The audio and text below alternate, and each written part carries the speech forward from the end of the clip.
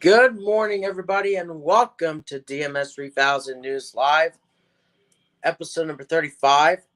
And this is August the 3rd, on Thursday, 2023. As for today's program, hopefully it could be a positive note from yesterday morning's program. But, however, this is the past versus right now, the future. This is right now. All right, either way. On today's episode, we'll be talking about the 46th anniversary of the unveiling of the TRS-80. That'll be at the 5:30 hour. Then we'll look at the 74th anniversary of the NBA. And that'll be at the 6 o'clock hour. And then at 6:30, we'll be talking a little bit about the 48th anniversary of the opening of the Louisiana Superdome. And we'll look at what day is today, plus headlines, sports, and other important information. And right now, we'll go into the headlines right here, right now, for Thursday, August 3rd, 2023.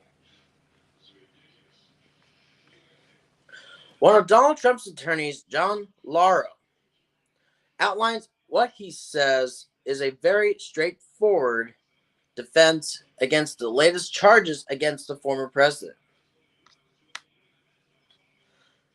Lori Vallow Daybell's previous husband was killed in Arizona months before her two youngest children were murdered in Idaho. Now prosecutors are looking to extradite Vallow Daybell to Arizona. You don't even have to own one. Research shows just 5 to 20 minutes interacting with other people's pooches can reduce stress, hormones, and increase well-being. In the latest NPR/PBS NewsHour/Marist poll, the record temperatures this summer don't have Republicans heated as confidence in institutions take a hit, and President Biden has challenges ahead. Last March, the actor was arrested after an alleged domestic dispute. He pleaded not guilty to 4 counts. He has starred in films including Ant-Man and the Wasp, Quantumania, and Creed 3. That was Jonathan Majors. I was about to say Mayers, but I know what I meant to say. Hip-hop superstar Post Malone shares stories of fatherhood, self-doubt, and why he named his latest album after his real name. Change is coming to the rail industry in the U.S., but whether it's for the better or worse depends on who you ask. When you're the president, vacation involves Secret Service, coordination with police, crowds of people watching you on the beach, and the possibility that at any moment the job will come calling. Highlights of wondrous, awe-inspiring, or magical in the world of science and health. Medicaid is shedding enrollees for the first time since the pandemic started, but roles in some states are shrinking much faster than in others. Nearly 4 million people have lost coverage so far. A woman who escaped her kidnapper by punching her way out of a homemade cell in Southern Oregon likely saved other women from a similar fate, authorities said. Justin Trudeau is the 51-year-old scion of one of Canada's most famous politicians. Sophie Trudeau is a former model and TV host. Together, they brought star power to the Prime Minister's office. We all know the Planet Money Summer School. We already know that. The U.S. is no longer rated at the top-notch AAA by Fitch. Here's what credit ratings are and why they matter. For them, it's just the beginning. For me, it's the end of the line now, said Marta. After her team's tied with Jamaica, she holds the record for most World Cup goals scored by a man or woman. We look at the NPR's coverage of the FIFA Women's World Cup 2023 soccer tournament in New Zealand and Australia. Firefighters recently spotted the spinning columns of flames as they battled the York fire along the California-Nevada border. After surviving cancer and signing to Real Madrid, Linda Calcedo is making her mark at the World Cup. The 18-year-old player already scored a goal in each of Colombia's first two matches. A term coined to invoke the torment felt by soldiers as they process the cruelty of war. It's now used by doctors to describe the guilt and the helplessness we feel when patients can't access needed care. Photographers across the globe capitalize on the lunar event, delivering out of this world images by the Sturgeon supermoon. 5 background actors told NPR they had to undergo face and body digital scans while on TV and movie sets. The use of digital replicas is a sticking point in the ongoing strikes in Hollywood.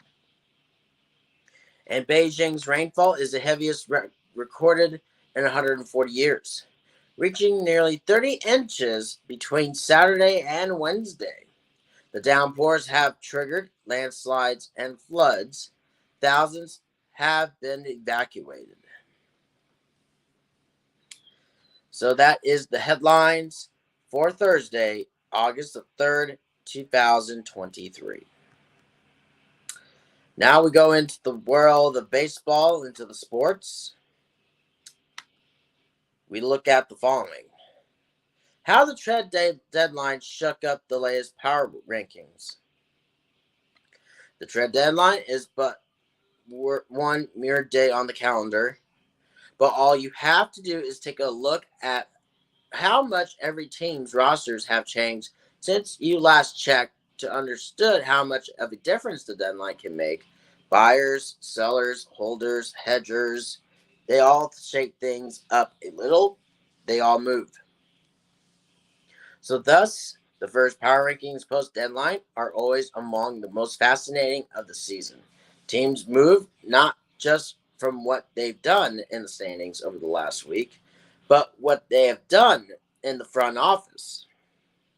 And it's not just about how much they changed, it's about how much they're going to. The rest of the season will tell us so much. This is where everyone stands right now. The biggest jump.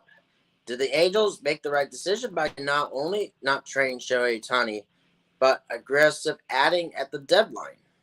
Despite facing some steep playoff odds, we won't know that for a couple of months. The voters certainly approved.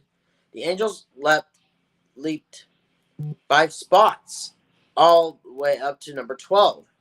If they're still in that spot come the end of the season, it will all have been worth it. The biggest drop, one of the teams who tried to have it both ways at the deadline, was the D-backs, who were leading the National League West not long ago, but have been reeling lately. That awkward spot, how much do they push and how much do they hold, led them to both add and subtract. The voters noticed the indecision as well as all the losses lately. The D-backs fell 5 spots all the way to number 14. They remain one of the most fascinating teams in the sport, headed down to the stretch. Look at the power rankings top 5. Number 1, still stay with number 1, is the Atlanta Braves. For all the rumors about the Braves potentially picking up a starting pitcher, they were even attached to Justin Verlander in a few rumors. They stood pat rotation-wise at the deadline. They did bring in former All-Star Brad Hand to give them another lefty in the bullpen and infielder Nicky Lopez to shore up the defense. This is the nice thing about being the best team in baseball. You don't have to blow anything up. You just have to improve a little bit. The Braves did that. We'll go to number 2, is the Baltimore Orioles. As relentlessly pleasant as the season has been for Orioles fans, you can forgive them for sweating it out a bit at the deadline. With just 20 minutes left, the O's still hadn't added a desperately needed starting pitcher.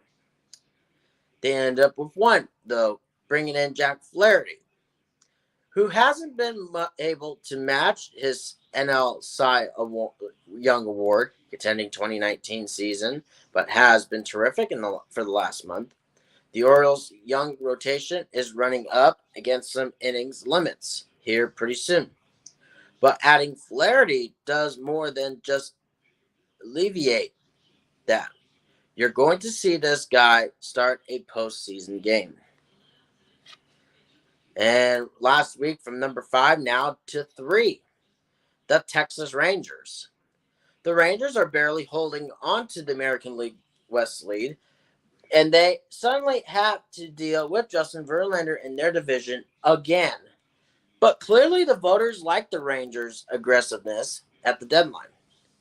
For all the discussion of Max Scherzer, it's worth pointing out that the pitcher on the move with the highest WAR this season is the other rotation piece Texas added, Jordan Montgomery. The team now almost has more starting pitching than it has room for, which is not a bad place to be. Last week, I can't even talk, crud. Last week, they were number 3. However, this week, they dropped one spot, which is number 4, which is the Tampa Bay Rays. The Rays are battling the Orioles and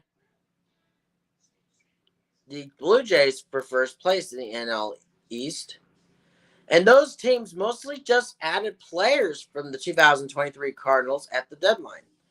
Meanwhile, the Rays brought in Aaron Civale, who has been a revelation for the Guardians and sure seems like the type of guy who will benefit from all the Rays can do.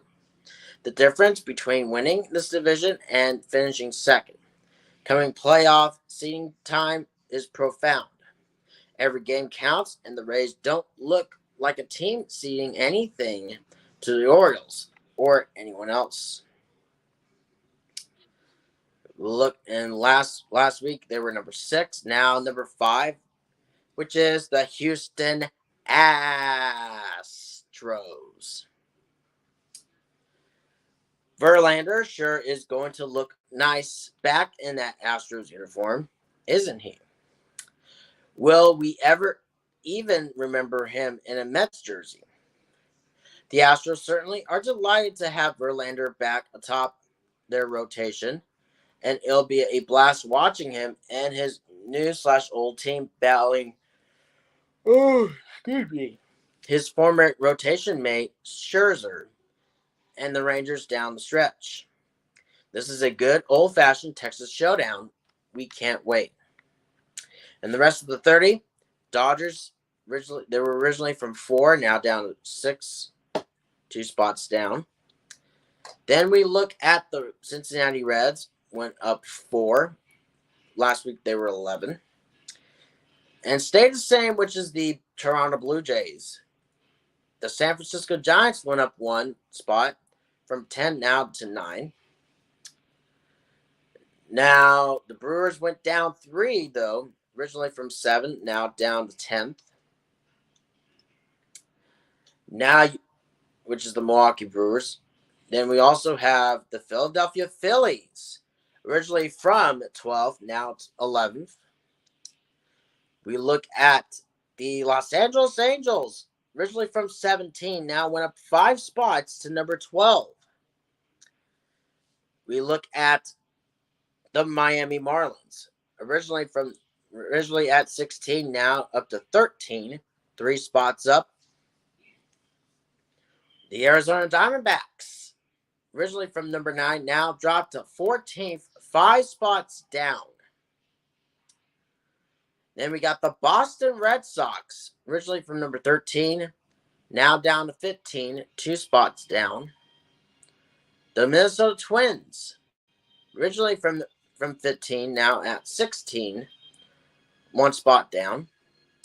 The New York Yankees, originally from 14th, now down to 17th, 3 spots down. The Seattle Mariners, originally 19th, now at 18th, went 1 spot up. The Cleveland Guardians, originally from number 20, now to 19, 1 spot up. The Chicago Cubs, originally from number 21, now down up to 20, 1 spot up. The San Diego Padres, originally from 18th, now down to 21, 3 spots down. New York Mets stayed the same at 22, originally from last week. The Detroit Tigers, originally from number 24, now at 23, 1 spot up. We have I'm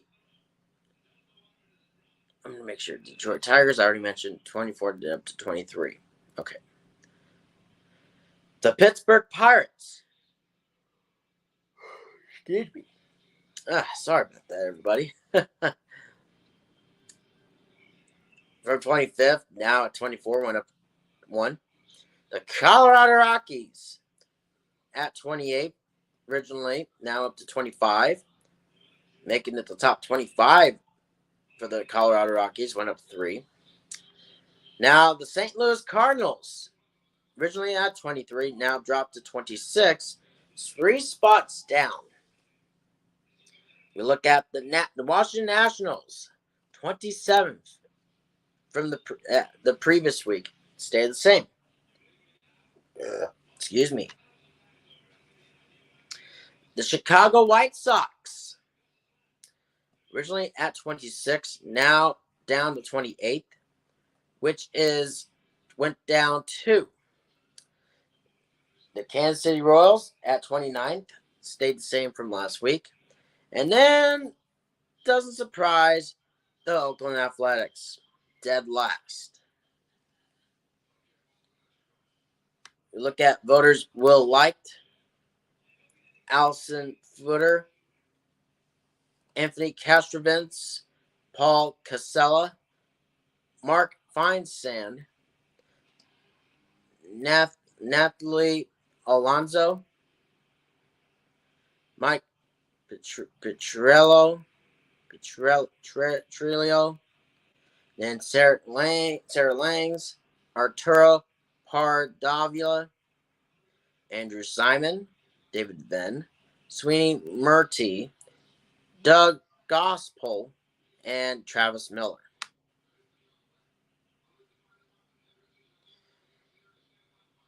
Is this the Weeder's first career strikeout ever? We all know that basically Slade Cecconi debuted highlighted by hit by pitch turned uncomfortable foul tip. A pitcher always remembers his first major league strikeout, but the way Diamondbacks right-hander Slade Cecconi got his in Wednesday night's 4-2 loss to the Giants made it even more memorable. Cecconi, who had his contract selected by the D-backs in order to start the game, went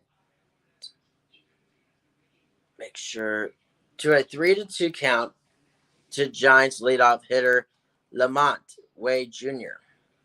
before uncorking a 95-mile-an-hour fastball that ran in on Wade and appeared to hit him.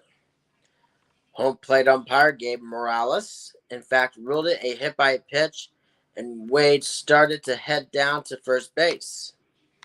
The D-backs challenged the call. However, the replay showed that not only did the ball not hit Wade, but it hit the knob of his bat and ricocheted into the stomach/groin area of catcher Jose Herrera.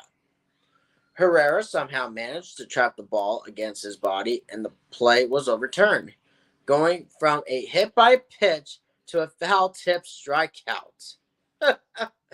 Oh, my goodness.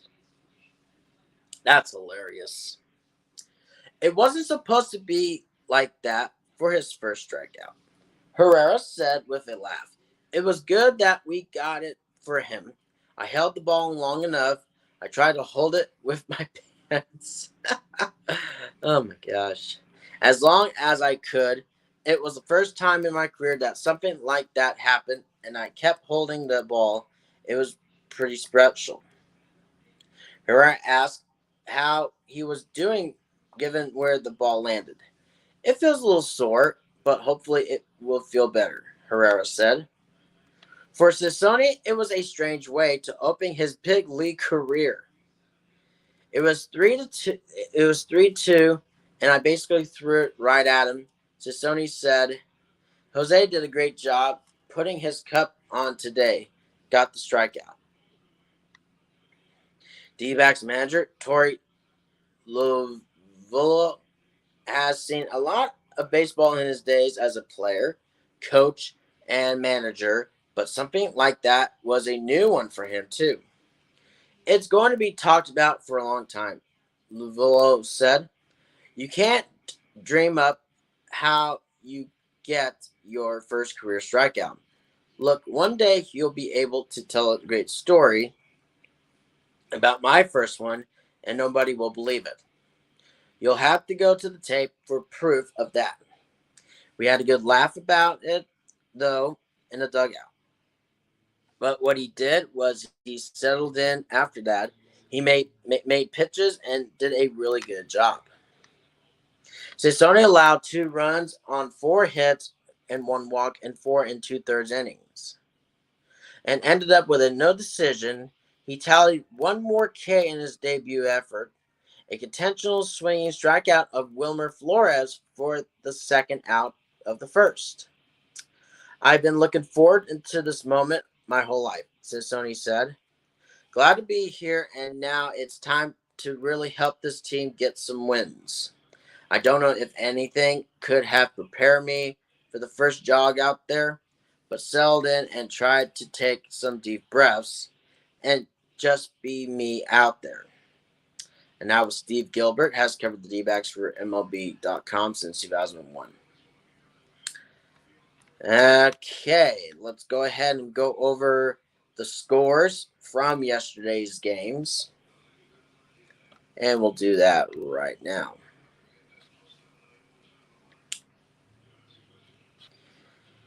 We have the Braves beating the Angels 12-5. We have the Tigers beating the Pirates 6-3.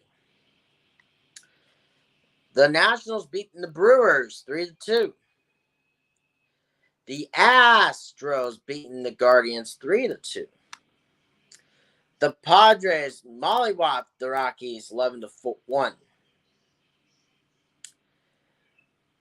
The Mariners beating the Red Sox to get their 4th straight series win of 6-3. The Marlins beating the Phillies in the final 12 innings 9-8. The Yankees beating the Rays 7-2. The Blue Jays beating the Orioles 4-1. The Cardinals beating the Twins 7-3. The Cubs mollywopped the Reds 16-6. The Rangers mollywopped the White Sox 11-1. Royals beating the Mets 4-0. The Giants beating the D-backs, as I mentioned on there, 4-2. And the Dodgers, no problem against the Athletics, 10-1. And let's go ahead and go over, and that'll be the scores from that. Let's look at the standings regarding to this. We look at the American League East. The Orioles still have 1.5 game lead over the Rays, followed by the Blue Jays in third, the Red Sox fourth, and wrapping up the Yankees. The AL Central, the Twins still have a 2-game lead over the Guardians. Tigers in third, along with the Chicago White Sox and the Royals. For the AL West, we look at is the Texas Rangers still holding on to a 1/2-game lead over the Astros. And the Mariners now moved up to third with the win from yesterday. And the Angels lost that, so the Angels dropped down to fourth. The Athletics now still at fifth, as always. We look at the National League East. The Braves still have a 12-game lead over the Phillies. Marlins are in third, just a 1/2 game behind the Phillies. The Mets, fourth, and the Nationals, fifth. We look at the AL Central. The Reds holding on to a 1/2 game lead over the Brewers. The Cubs at third, Pirates fourth, and the Cardinals fifth. Now the NL West, the Dodgers have a 2.5 game lead over the Giants. Then the Diamondbacks third, Padres fourth, and the Rockies fifth.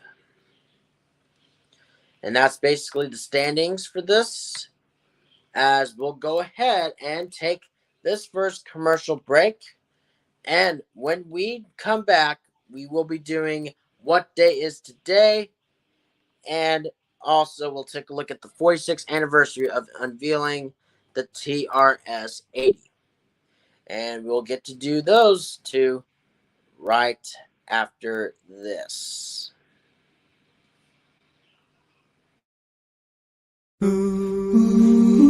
Every day I wake up, pour myself a cup of that rich Folgers aroma. The best part of waking up, it's the do-up in all I do. The mountain goat aroma, always coming through. Oh, the best part of waking up is Folgers in your cup. Now I'm right in harmony with that do-up ditty. Whoa, one more cup and it's a who-up ship-up for me. Oh, the best part of waking up is Folgers in your cup. The best part of waking up is Folgers in your cup.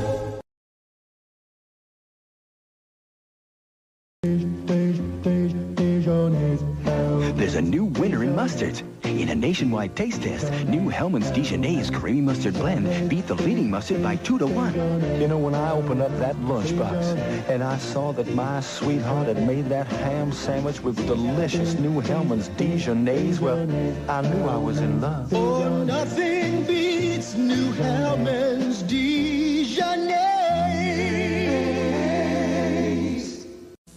My brother says it's hip to be square, and Elio's pizza's square, really. And you break it up, and you stick it in the toaster thing, and tons of cheese goes blub, blub, blub. And the best part about Elio's is my brother has to make it for me, which is very convenient. Elio's Pizza from McCain. Easier, cheesier, crispier. And square. Instant waxed shine as you dust. You've been hearing things like that for years. But is waxing all that instant when you only need to dust? Watch. With spray wax, you have all this rubbing. But there's no wax in Endust. It just coats your cloth with tiny beads that trap dust. You just wipe, and it brings back the shine. Use wax when you have to, sure. But every time you dust, use Endust. It gets rid of dust in half the time of waxing.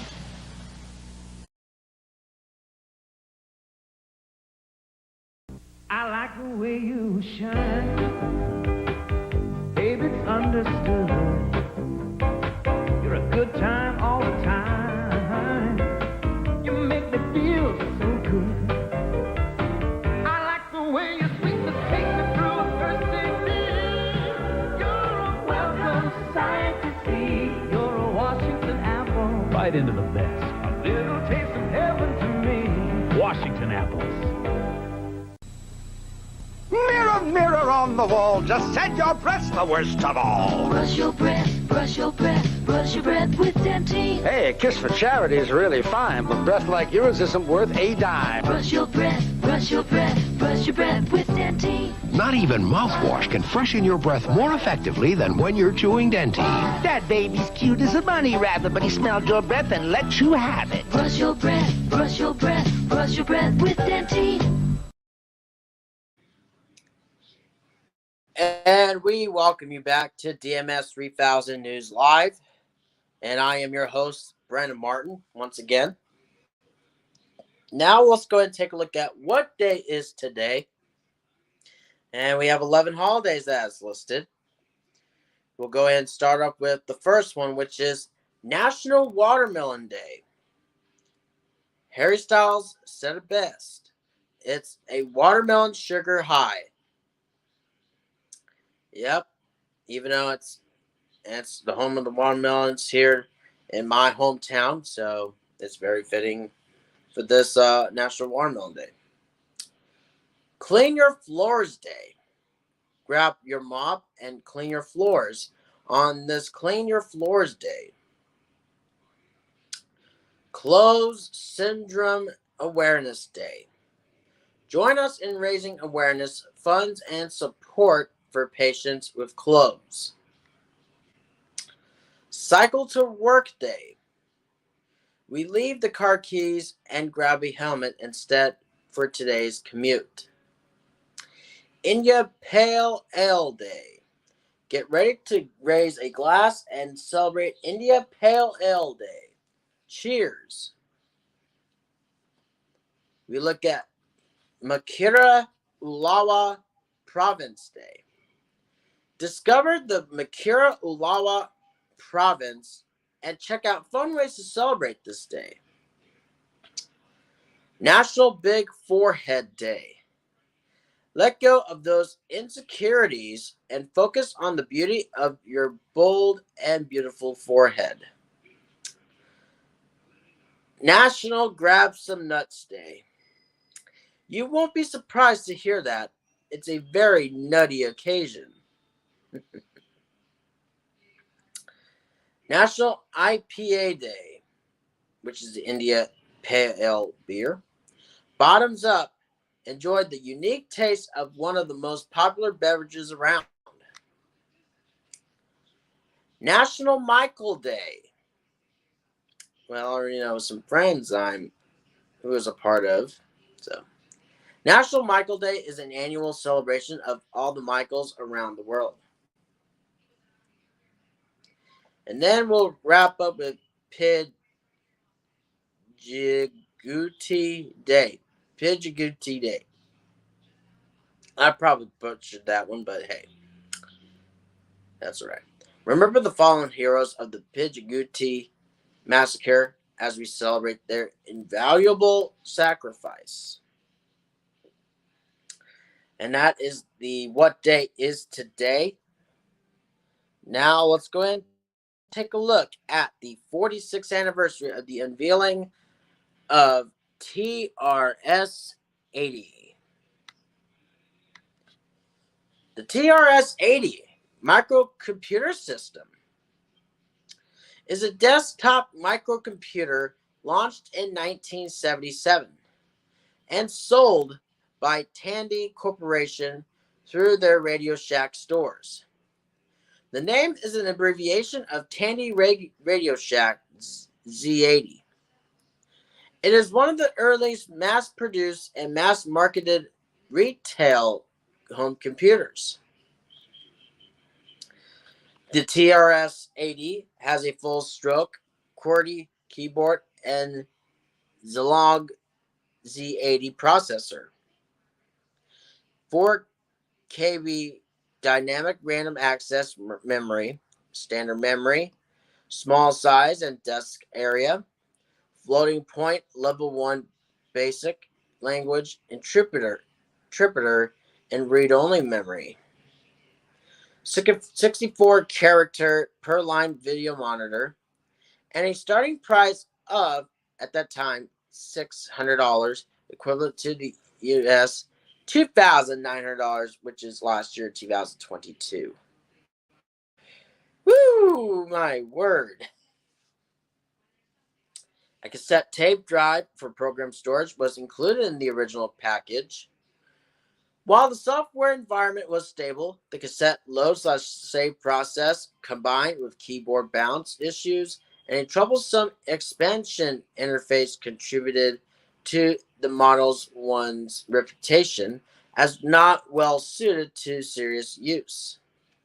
It lacked support for lowercase characters, which also hampered business adoption.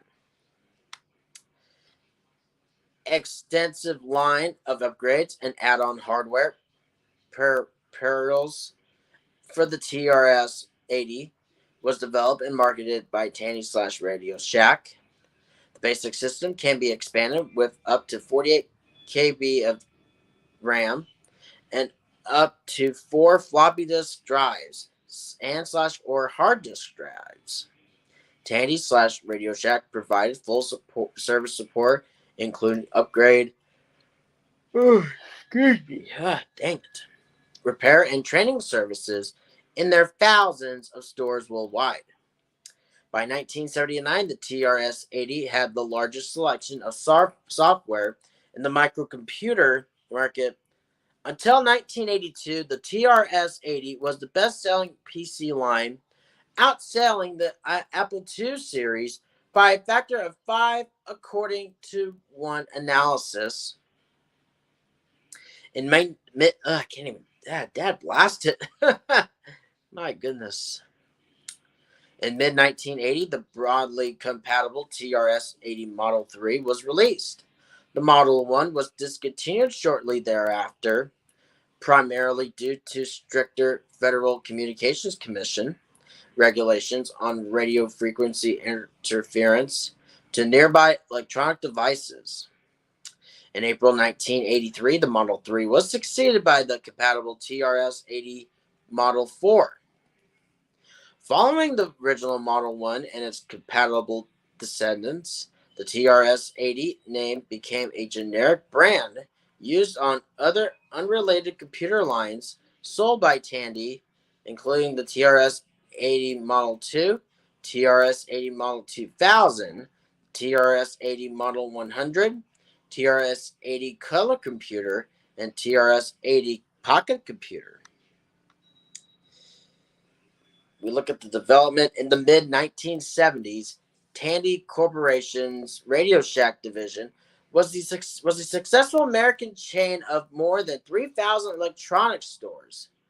Among the Tandy employees who purchased a MITS Altair computer was buyer Don French, who began designing his own computer and showed it to Vice President of Manufacturing John V. Roach, Tandy's former electronic data processing manager.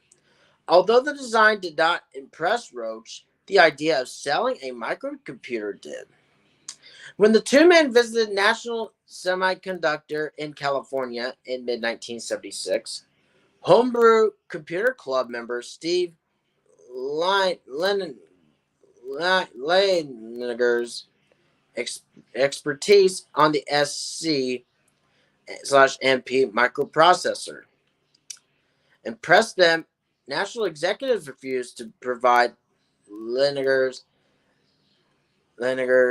contact information when French and Roach wanted to hire him as a consultant, but they found Leininger working part-time at Byte Shop. Leininger was unhappy at National. His wife wanted a better job, and Texas did not have a state income tax.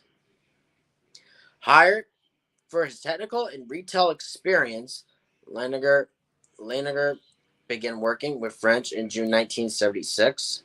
The company envisioned a kit, but Leininger persuaded the others that because too many people can't solder a pre-assembled computer would be better.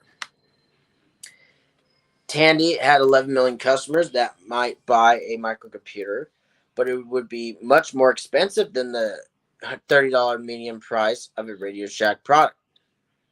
And a great risk for a very conservative company. Executives feared losing money as Sears did with Cartravision, and many opposed the project. One executive told French, "Don't waste my time. We can't sell computers." As the popularity of CB radio, at one point compromising more than 20% of Radio Shack's sales, declined. However, the company sought new products. In December 1976, French and Leininger received official approval for the project, but were told to emphasize cost savings. For example, leaving out lowercase characters saved $1.50 in components and reduced the retail price by $5. The original $199 retail price required manufacturing costs of $80. The first design had a membrane keyboard and no video monitor. Leininger persuaded Roach and French to include a better keyboard, a monitor, data cassette, storage, and other features required a higher retail price to provide Tandy's typical profit margin. In February 1977, they showed their prototype running a simple text accounting program to Charles Tandy, head of Tandy Corporation. The program quickly crashed as the computer's implementation of Tiny Basic could not handle the U.S. $150,000 figure that Tandy typed in as his salary. And the two men added support for floating point math to his level 1 basic to prevent a recurrence. Can't even pronounce that, but that's okay. The project was formally approved on February 2nd, 1977. Tandy revealed that he had already leaked the computer's existence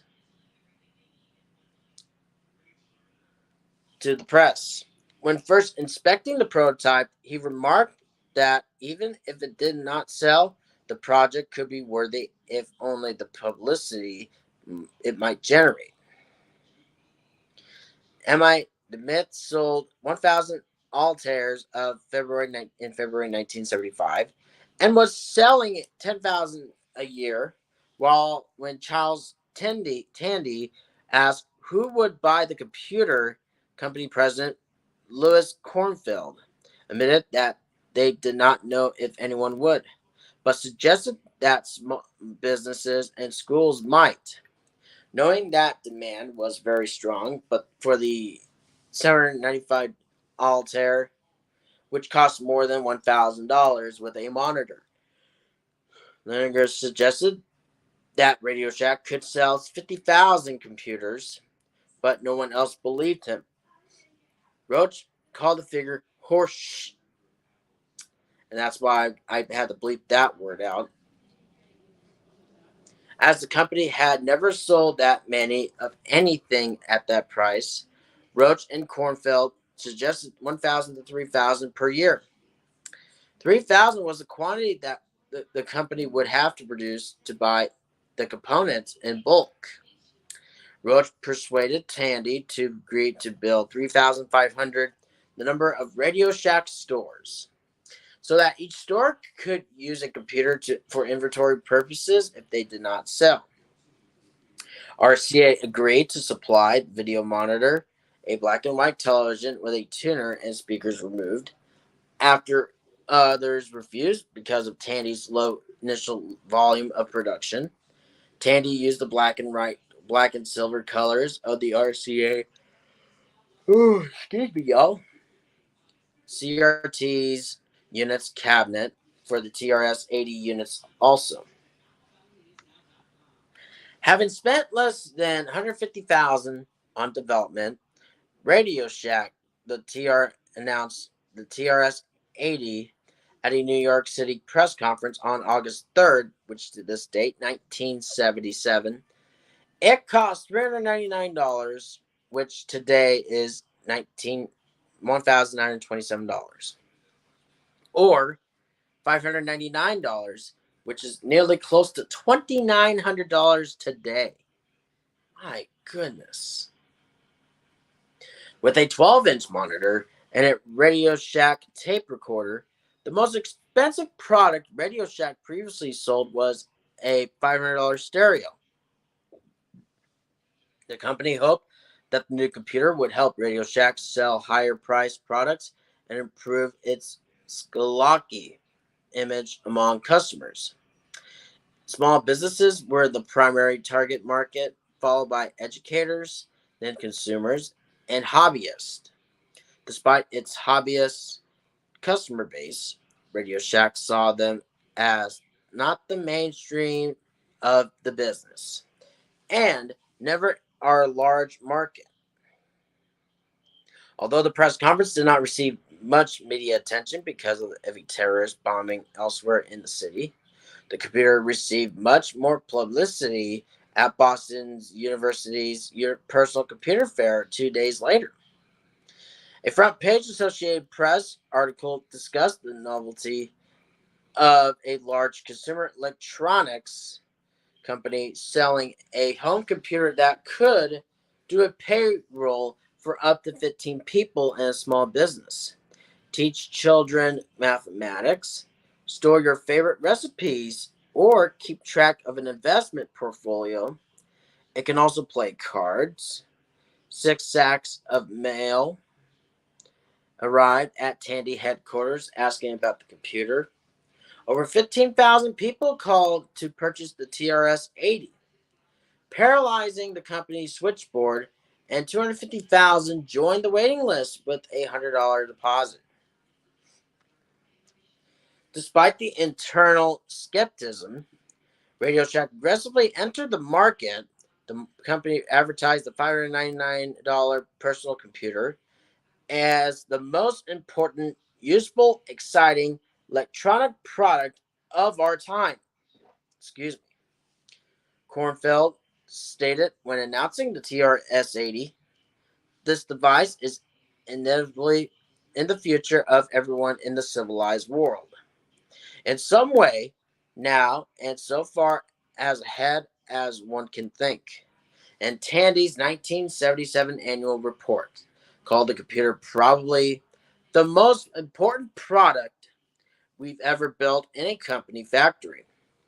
Unlike competitor Commodore, which had announced the PET several months earlier, but had not yet shipped any, Tandy had its own factories and distribution network, and even small towns had Radio Shack stores.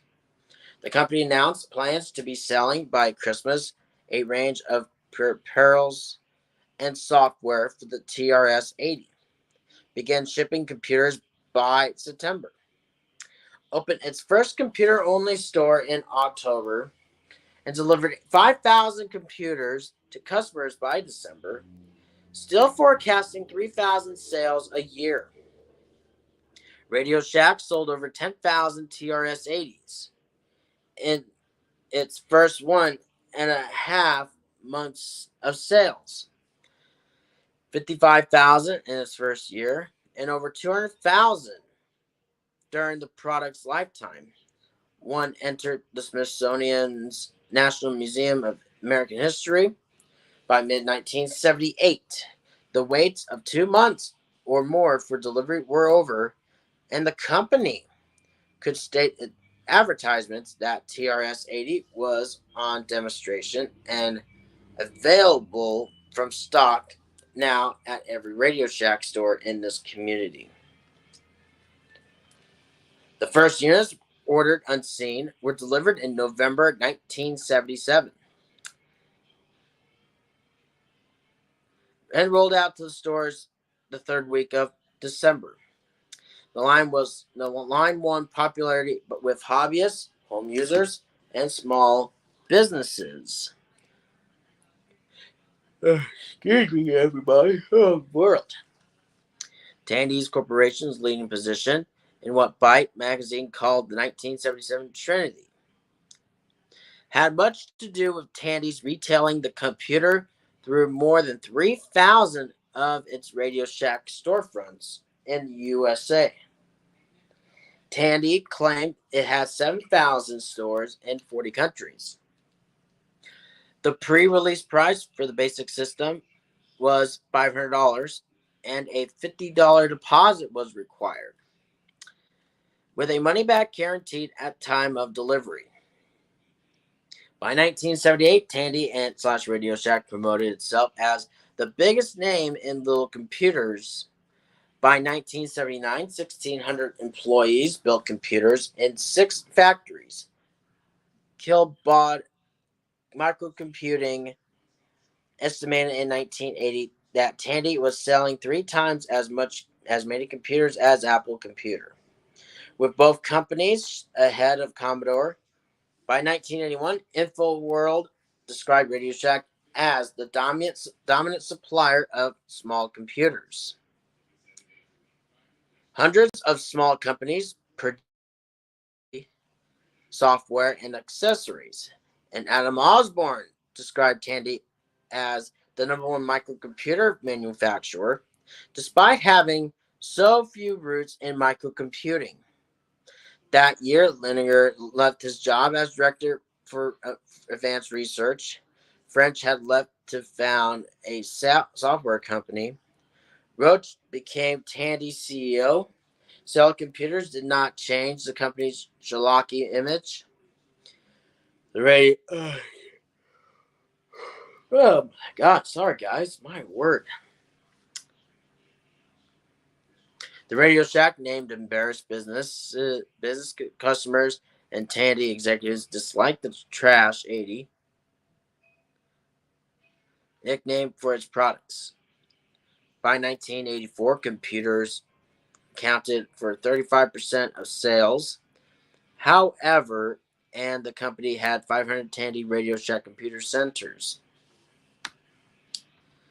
Model 2 and 3. By 1979, when Radio Shack launched the business-oriented and incompatible TRS Model TRS-80 Model 2, and the TRS-80 was officially renamed the TRS-80 Model 1 to distinguish the two product lines. After some exhibitors at the 1979 Northeast Computer Show were forced to clarify that their products bearing the TRS-80 name were not affiliated with Radio Shack, publications and advertisers briefly began to use S80 generically rather than TRS-80 under scare of legal action, though this never materialized. Following the Model 3 launch in mid-1980, Tandy stated that the Model 1 was still sold, but it was discontinued by the end of the year. Tandy cited one of the main reasons as being the prohibitive cost of redesigning it to meet stricter FCC regulations, covering the significant levels of radio frequency interference emitted by the original design. The Model 1 radiated so much interference that while playing games, an AM radio placed next to the computer could be used to provide sounds. Radio Shack offered upgrades, floppy controller, LDOS memory, reliable keyboard with numeric keypad, lowercase, level 2, as late as 1985. And we have the hardware, then you got the keyboard, video and audio, peripherals, cassette tape drive. Then you got Model 1 expansion interface, floppy disk drives, Exatron stringy floppy, again the hard drive, then printers, software, some basic, other programming languages, other applications, reception, computer compatible successors, Model 3, aftermarket products, the Model 4, and basically that'll do it for the 46th anniversary of the unveiling of TRS-80. It's really interesting. You learn something new every day, folks. If you didn't know about the TRS-80 with computers and all that, you'll learn something new every day, folks. And right now it's at 5:56 now. Let's go ahead and take another commercial break. And when we come back, we'll look at the 74th anniversary of the NBA. And we'll look at that right after this. Its name of origin is Theobrahma, food of the gods, but we know it as chocolate.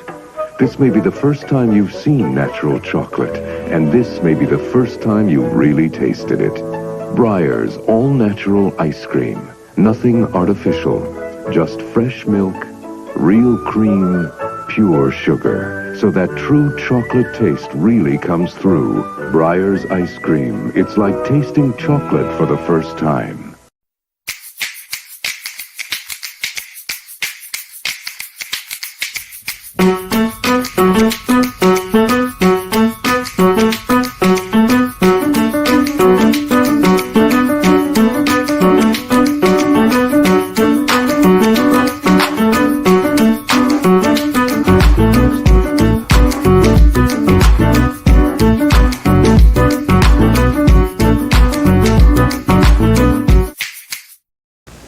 My health club always had Pert Plus in the locker room.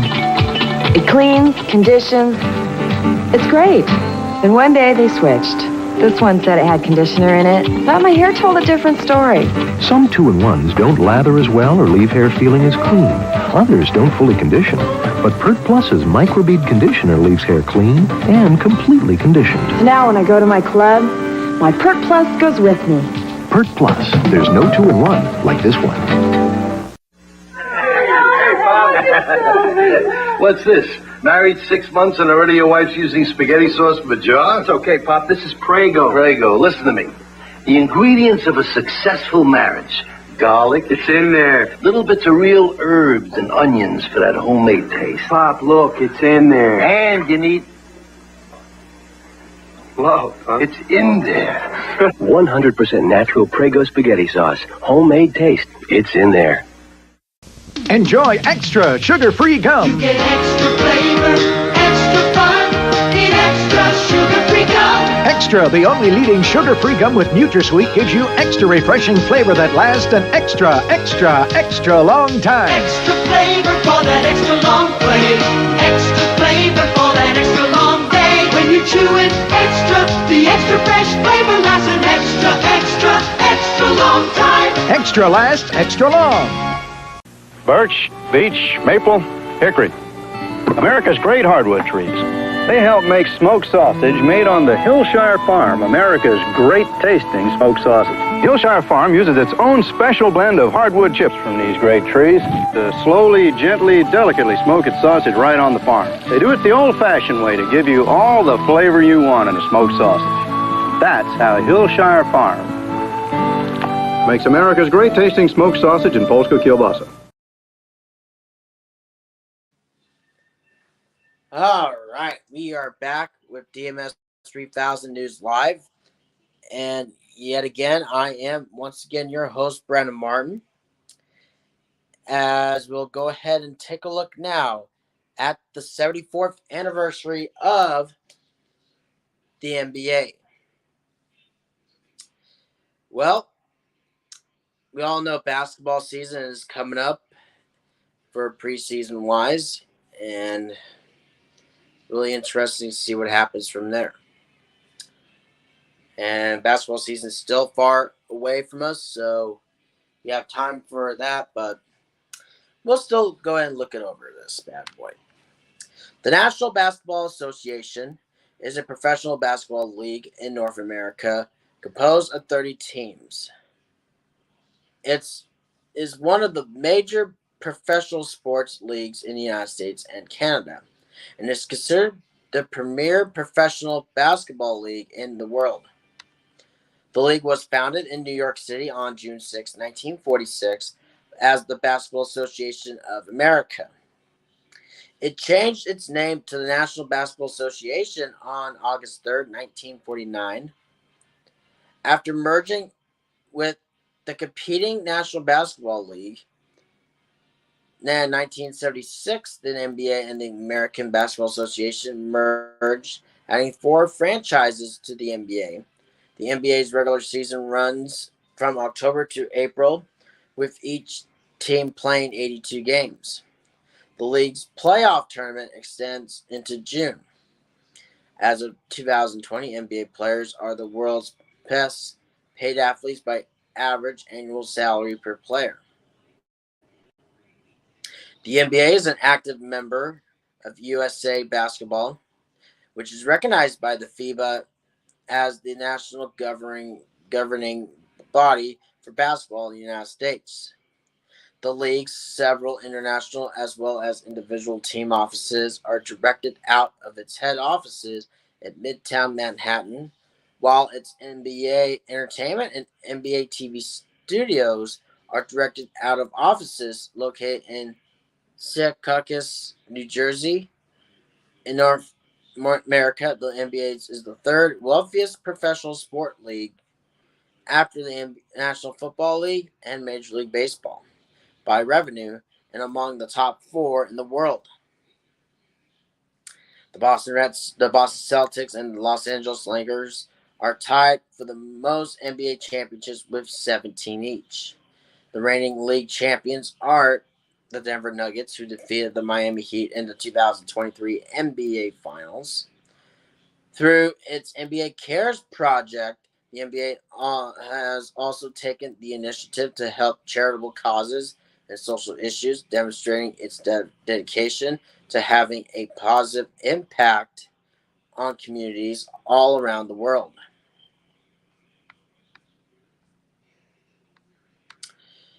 Take a look at the history of this. The Basketball Association of America was founded in 1946 by owners of the major ice hockey arenas in the northeastern and midwestern United States and Canada. On November 1st, in 1946, in Toronto, Ontario, Canada, the Toronto Huskies hosted the New York Knickerbockers at Maple Leaf Gardens. In a game the NBA now refers to as the first game played in NBA history.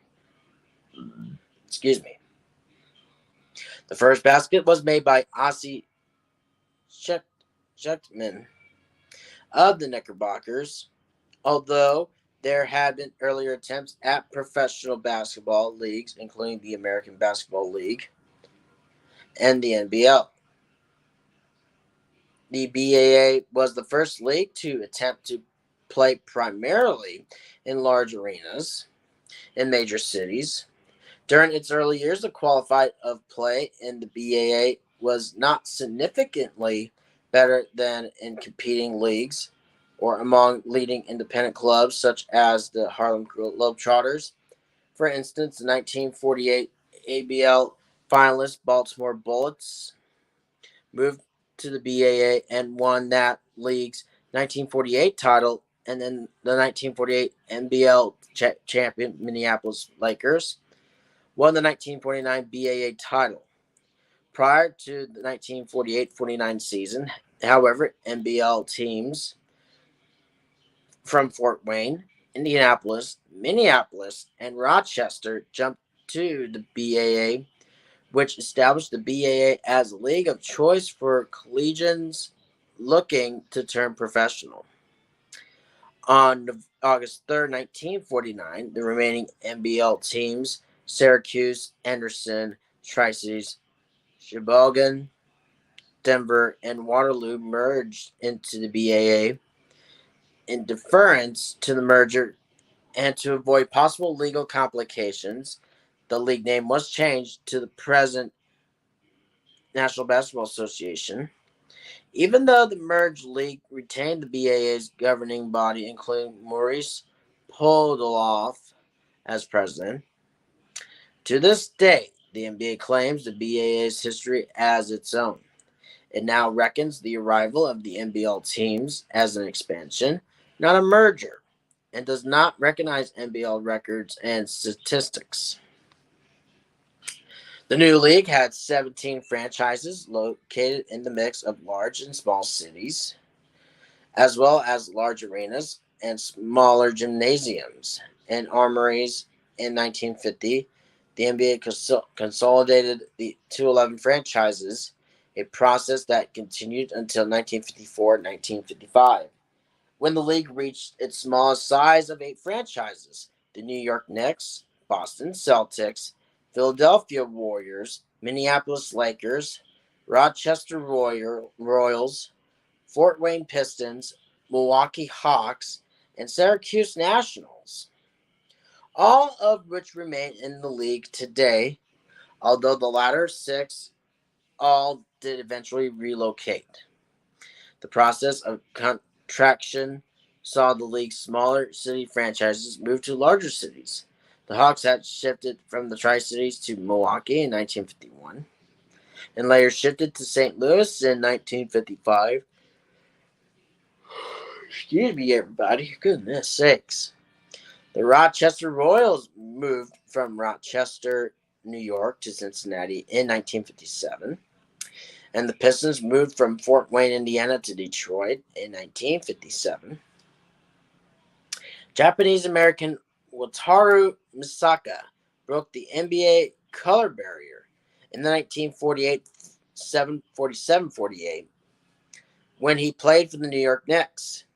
He remained the only non-white player in league history prior to the first African-American, Harold Hunter, signing with the Washington Capitals in 1950. Hunter was cut from the team during training camp, but several African-American players did play in the league later that year, including Chuck Cooper with the Celtics, Nathaniel Sweetwater Clifton with the Knicks, and Earl Lloyd with the Washington Capitals. During this period, the Minneapolis Lakers, led by center George McCann, won 5 NBA championships and established themselves as the league's first dynasty.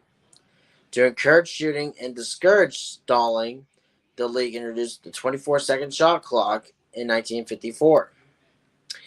If a team does not attempt to score a field goal within 24 seconds of obtaining the ball, play is stopped and the ball given to its opponent. In 1957, rookie center Bill Russell joined the Boston Celtics, which already featured guard Bob Cousy and coach Red Auerbach, and went on to lead the franchise to 11 NBA titles in 13 seasons. Center Wilt Chamberlain entered the league with the Warriors in 1959 and became a dominant individual star of the 1960s. Excuse me, y'all.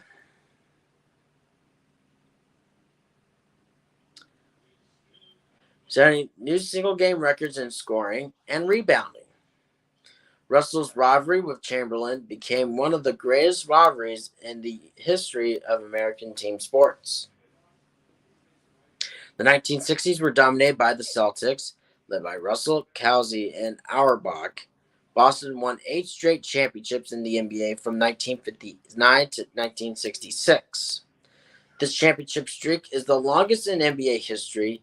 They did not win the title in 1966-67, but regained it in the 1967-68 season and repeated it in 1969. The nomination totaled 9 of the 10 championship banners of the 1960s. Through this period, the NBA continued to evolve with the shift of Minneapolis Lakers to Los Angeles, the Philadelphia Warriors to San Francisco, the Syracuse Nationals to Philadelphia to become the Philadelphia 76ers, and the St. Louis Hawks moving to Atlanta, as well as the addition of the first expansion franchises. The Chicago Packers became the 9th team in 1961. From 1966 to 68, league expanded from 9 to 14 teams, introducing the Chicago Bulls, Seattle Supersonics, San Diego Rockets, Milwaukee Bucks, and Phoenix Suns. Excuse me. In 1967, the league faced a new external threat with the formation of the American Basketball Association. Leagues engaged a bidding war. NBA landed the most important college star of the era, Kareem Abdul-Jabbar. However, the NBA's leading scorer, Rick Barry, jumped to the ABA, as did 4 veteran referees, Norm Drucker, Earl Strom, John Vanak, and Joe Gushu. In 1969, Alan Segal, who oversaw the design of Jerry Dior's Major League Baseball logo a year prior, created the modern NBA logo inspired by the MLB's. It incorporates the silhouette of Jerry West. Based on a photo by Wynn Roberts, the NBA would not confirm that a particular player was used because, according to Segal, they want to institutionalize it rather than individualize it. It becomes such a ubiquitous classic symbol and focal point of their identity and their licensing program that they don't necessarily want to identify it with one player. The iconic logo debuted in 1971 with a small change. Debuted in 1971 and will remain a fixture of the NBA brand. The ABA succeeded in signing a number of major stars in the 1970s. Including Julius Erving of the Virginia Squires, in part because it allowed teams to sign collegiate undergraduates. The NBA expanded rapidly during this period. From 1966 to 1974, the NBA grew from 9 franchises to 18. In 1970, the Portland Trail Blazers, Cleveland Cavaliers, and Buffalo Braves all made their debuts, expanding the league to 17. The New Orleans Jazz came aboard in 1974, bringing the total to 18. Following the 1976 season, the leagues reached a settlement that provided for the addition of 4 ABA franchises to the NBA, raising the number of franchises in the league at the time to 22. The franchises added were the San Antonio Spurs, Denver Nuggets, Indiana Pacers, and New York Nets. Some of the biggest stars of this era were Abdul-Jabbar, Barry, Dave Cowens, Irving, Elvin Hayes, Walt Frazier, Moses Malone, Artis Gilmore, George Gervin, Dan Issel, and Pete Maravich. The end of the decade, however, saw declining TV ratings, low attendance, and drug-related player issues, both perceived and real, that threatened to derail the league. The leagues added the ABA's three-point field goal beginning in 1979. The same year, rookies Larry Bird and Magic Johnson joined the Boston Celtics and Los Angeles Lakers, respectively, initiating a period of significant growth of fan interest in the NBA. The two had faced each other in the 1979 NCAA Division I basketball championship game, and they later played against each other in the 3 NBA Finals. In the 10 seasons of the 1980s, Johnson led the Lakers to 5 titles, which Bird led the Celtics to 3 titles. Also, in the early 1980s, the NBA added one more expansion franchise, the Dallas Mavericks, bringing the total to 23 teams. Later on, Larry Bird won the first three-point shooting contests on February 1st, 1984. David Stern became commissioner of the NBA. Stern has been recognized as playing a major role in the growth of the league during his career. Michael Jordan entered the league in 1984 with the Chicago Bulls, spurring more interest in the league. In 1988 and 89, 4 cities got their wishes as the Charlotte Hornets, Miami Heat, Orlando Magic, and Minnesota Timberwolves made their NBA debuts, bringing the total to 27 teams.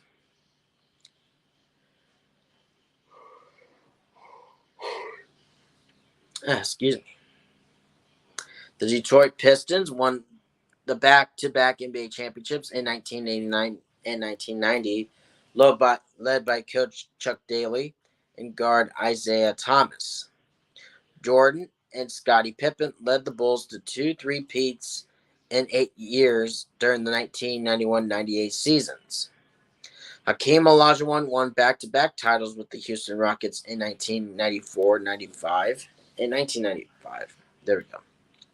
The 1992 Olympic basketball dream team, the first to use current NBA players, featured Michael Jordan as the anchor, along with Bird, Johnson, David Robinson, Patrick Ewing, Scottie Pippen, Clyde Drexler, Karl Malone, John Stockton, Chris Mullin, Charles Barkley, and star NCAA amateur Christian Laettner. The team was elected to the Naismith Memorial Basketball Hall of Fame, while 11 of the 12 players have been inducted as individuals in their own right. In 1995, the NBA expanded to Canada with the addition of the Vancouver Grizzlies and the Toronto Raptors. In 1996, the NBA created a women's league, the Women's National Basketball Association, which is well known as the WNBA. In 1998, the NBA owners began a lockout that suspended all league business until a new labor agreement could be reached, which led to a season being shortened in half. The San Antonio Spurs won the championship at the end of the 1998-99 season, becoming the first former ABA team to win the championship. After the breakup of the Chicago Bulls championship roster in the summer of 1998, the Western Conference dominated much of the next 2 decades. The Los Angeles Lakers, coached by Phil Jackson, and the San Antonio Spurs, coached by Greg Popovich, combined to make 13 NBA Finals in 16 seasons.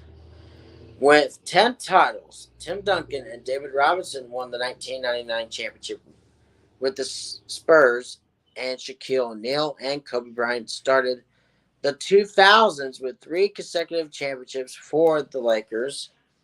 The Spurs reclaimed the title in 2003 against the Nets. The 2004, the Lakers returned to the finals only to lose in 5 games to the Detroit Pistons. The league's image was marred by a violent incident between players and fans in a 2004 game between the Indiana Pacers and Detroit Pistons. In response, players were suspended for a total of 146 games with a $11 million total loss in salary, and the league tightened security and limited the sale of alcohol. On May 19th, can't say that date because Kane will come out of nowhere to get you.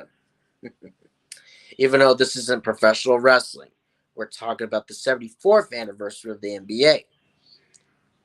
No more wrestling, Brand. No more wrestling. But either way, we'll talk a little bit more about that once we get to the end of the program.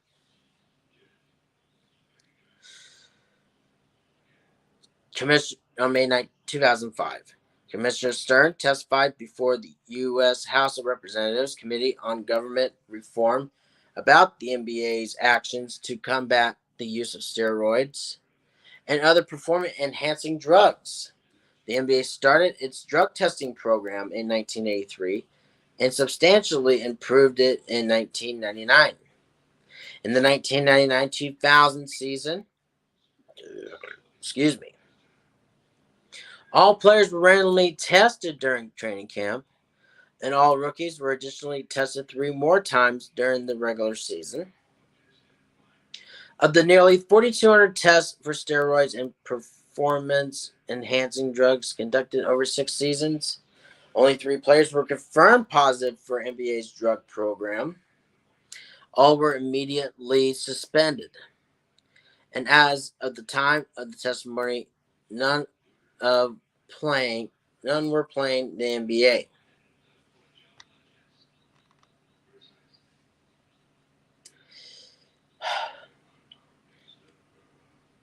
I would love to read more of them, but we're kind of going to be on some time because this is a 2-hour program. But there's the recent years, 2014 to right now, international influence, other developments,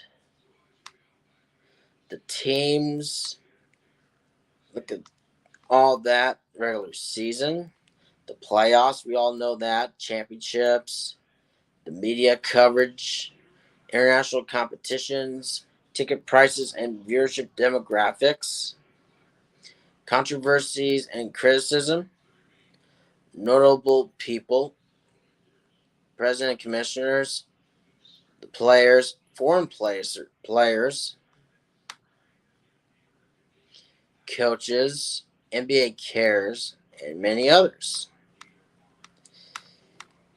That's basically it for the 74th anniversary of the NBA, and we'll go ahead and take another break. When we do come back, we look at the 48th anniversary of opening the Louisiana Superdome, and we'll do that right after this. At the river mouth. At the river mouth, the bears catch only the tastiest, most tender salmon. Which is exactly what we at John West want.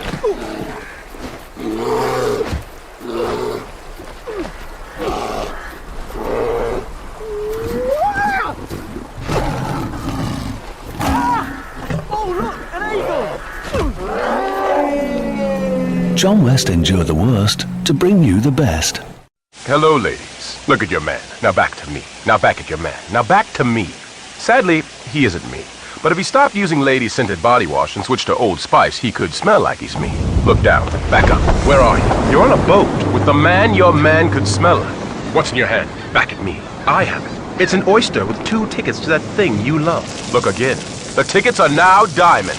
Anything is possible when your man smells like Old Spice and not a lady. I'm on a horse. Ship my pants? Right here? Ship my pants, you're kidding. You can ship your pants right here. You hear that? I can ship my pants for free. Wow, I just may ship my pants. Yeah, ship your pants. Billy, you can ship your pants too. I can't wait to ship my pants, Dad. I just shipped my pants, and it's very convenient. Very convenient. I just shipped my drawers. I just shipped my nightie. I just shipped my bed. If you can't find what you're looking for in store, we'll find it at Kmart.com right now and ship it to you for free. Today we celebrate the first glorious anniversary of the Information Purification Directives. We have created, for the first time in all history, a garden of pure ideology, where each worker may bloom, secure from the pests of vain contradictory thoughts.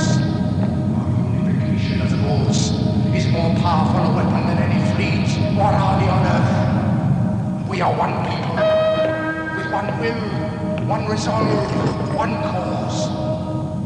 Our enemies shall talk themselves to death, and we will bury them with their own confusion. We shall prevail. On January 24th, Apple Computer will introduce Macintosh.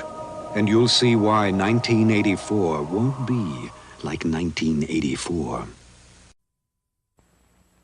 Mr. Cow. Yes? How many licks does it take to get to the Tootsie Roll center of a Tootsie Pop? I don't know. I always end up biting. Ask Mr. Fox, for he's much cleverer than I. Mr. Fox, how many licks does it take to get to the Tootsie Roll center of a Tootsie Pop? Why don't you ask Mr. Turtle, for he's been around a lot longer than I. Me, I bite. Mr. Turtle, how many licks does it take to get to the Tootsie Roll center of a Tootsie Pop? I never made it without biting. Ask Mr. Owl, for he is the wisest of us all. Mr. Owl, how many licks does it take to get to the Tootsie Roll center of a Tootsie Pop? A good question. Let's find out. 1, 2, 3. If there's anything I can't stand, it's a smart owl. How many licks does it take to get to the Tootsie Roll center of a Tootsie Pop? The world may never know. Please, giggle now. Mr. Green? Mr. Green? Yeah. You need any help? Mm-mm. I just want you to know, I think you're the best ever. Yeah, sure. Want my Coke? It's okay, you can have it. No. Really, you can have it. Okay. A Coke and a smile makes me feel good, makes me feel nice. Be around. That's the way it should be. I like to see Hey, kid. the whole world smiling with me. Coca-Cola as life. Have a Coke and Thanks, Mean Joe. smile.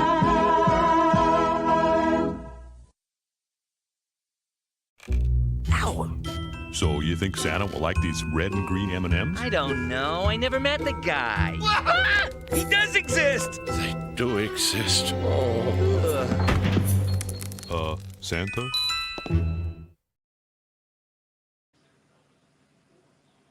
Santa. Either way, welcome back to DMS 3000 News Live. And once again, I am your host, Brandon Martin. And we're just going to go over just some quick, as we'll just go over the 40, no, this is the wrong one, Brandon. There we go. The 48th anniversary of the opening of Louisiana's Superdome. We're just going to go with just a couple of them, then we'll be on with the last 15 minutes of, this is an editorial. The Caesar Superdome, commonly known simply as the Superdome, is a multi-purpose stadium located in the Central Business District of New Orleans, Louisiana. It is the home stadium of the New Orleans Saints of the National Football League.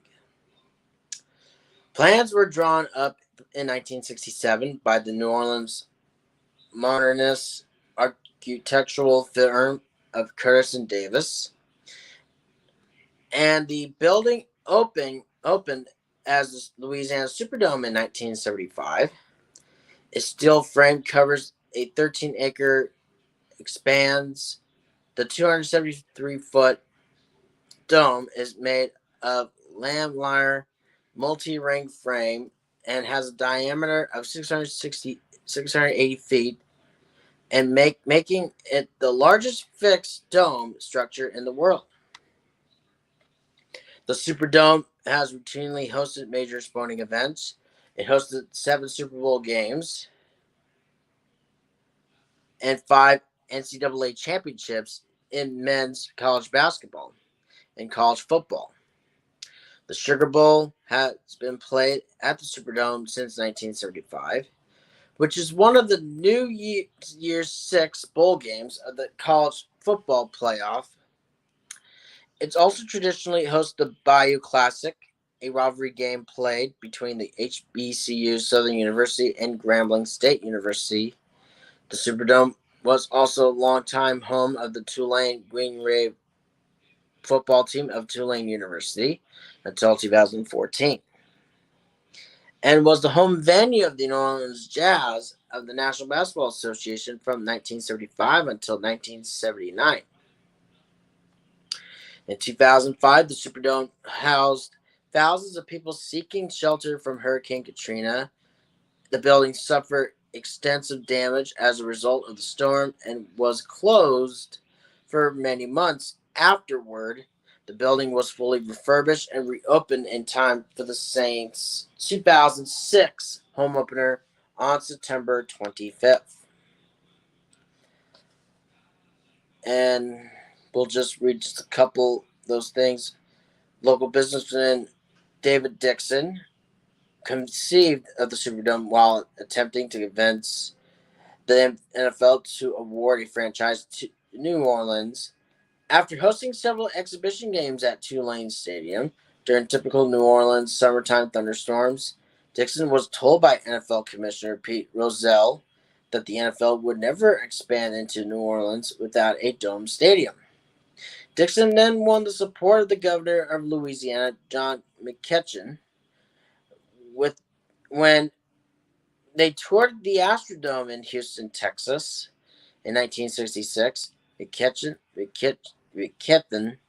was quoted as saying, I want of these only bigger," in reference to the Astrodome itself. Bonds were passed for construction of the Superdome on November 8, 1966. 7 days after Commissioner Pete Rozelle awarded New Orleans the 25th professional football franchise, the stadium was conceptualized to be a multifunctional stadium for football, baseball, and basketball, with movable field-level stands that would be arranged specifically for each sport, and areas with dirt covered with metal plates on the stadium floor. And there are also meeting rooms that could be rented for many different purposes. Dixon imagined the possibilities of staging simultaneous high school football games side by side and suggested that the synthetic surface be white.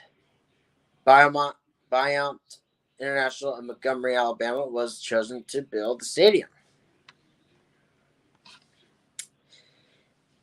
And we got the early history, the shelter of last resort during Hurricane Katrina, 2008 present, further renovations, naming rights, statue, the Super Bowl 47 power failure, end zone scoreboards and new lighting, current renovations, 2021 roof fire, some more features, capacity, notable events,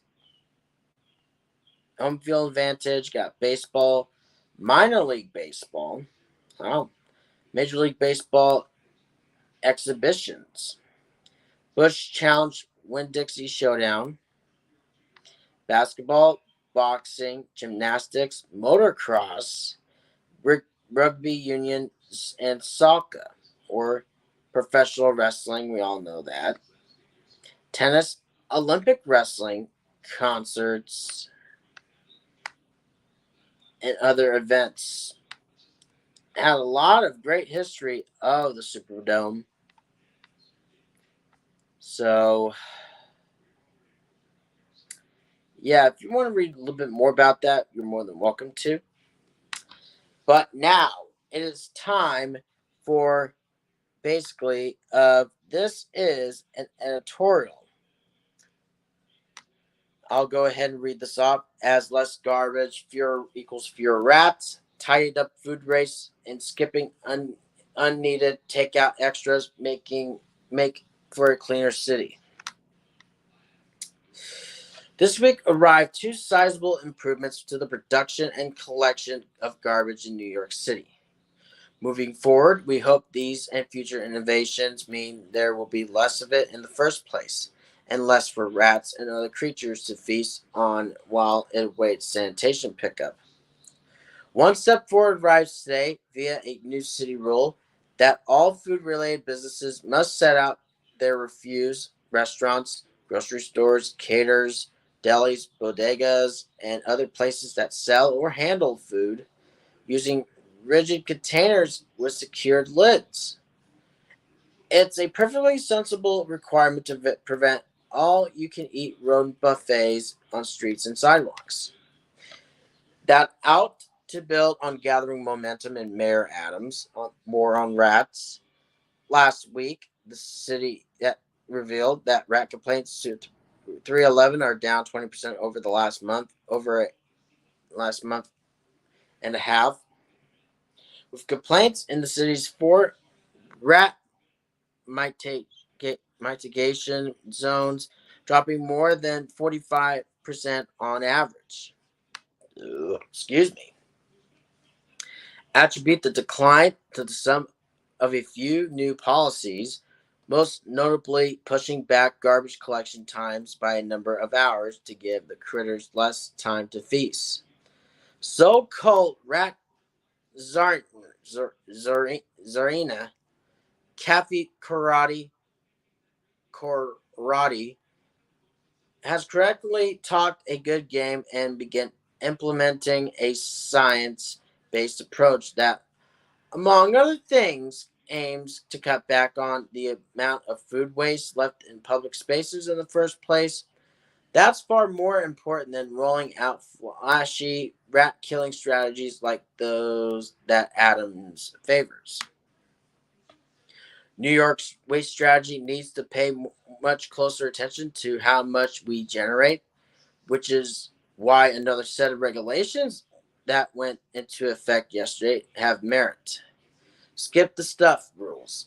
As bar establishments from including utensils, condiment packets, napkins, or extra plates with takeout and delivery food orders, unless the customer requests them, since those things often just wind up going straight in the garbage. It's a sensible shift. No one will be deprived of the right, if you can even call it that, to get plastic cutlery, but neither will they be treated as automatic entitlements.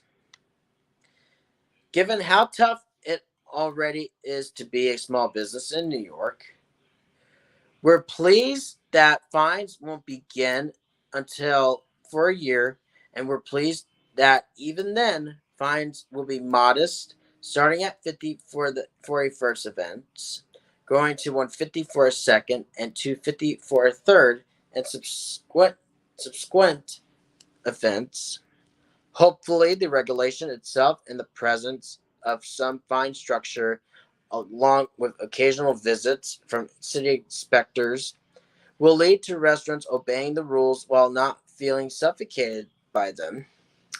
The next big rat-busting innovation, assuming it holds up, will be the City Council imposed shift to citywide organic collecting later this year and next, that, if implemented well, a bit if will deprive many of our disgusting, scurrying frenemies of breakfast, lunch, dinner, and midnight snack.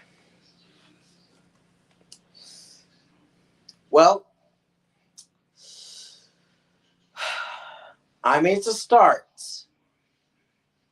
But here's one problem. The throwing food and all that away to public places, it's not going to go away. It really isn't. And if you really want to do that, like bars, restaurants, grocery stores, all that other places that I read, you're going to have to put on stricter rules in order for them to do that. But they would have to abide the rules. And if they don't want to abide the rules, you ain't getting nothing. Period. But I don't know. It's really a good question to be asked. It's just crazy in this world, still living in this day, even though during this pandemic, even though it's dying down, but it's really interesting to see what happens from there.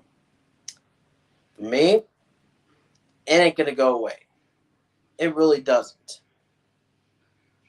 They're still gonna have some leftover things and be put away into the garbage, all those other things, and then you have rats and a lot more rats, and many others will be coming in as well. It's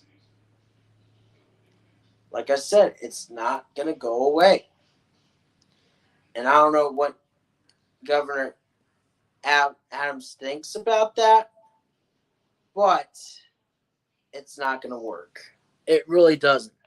I mean, I appreciate what he does, but the thing is, it doesn't work like that.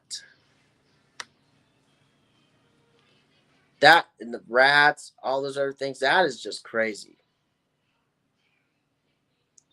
But yeah, the fines and all that, okay, that's understandable. But still,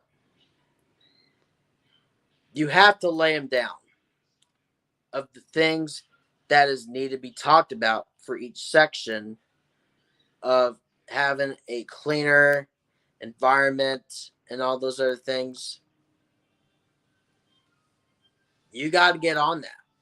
Because you don't, it's going to get much worse than it already is already.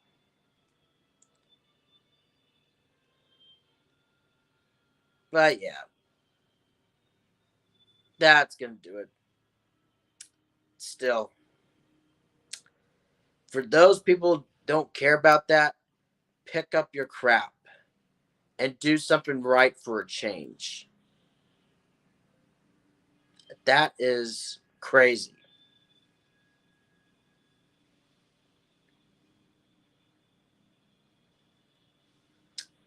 But yeah, like I said, I'm done.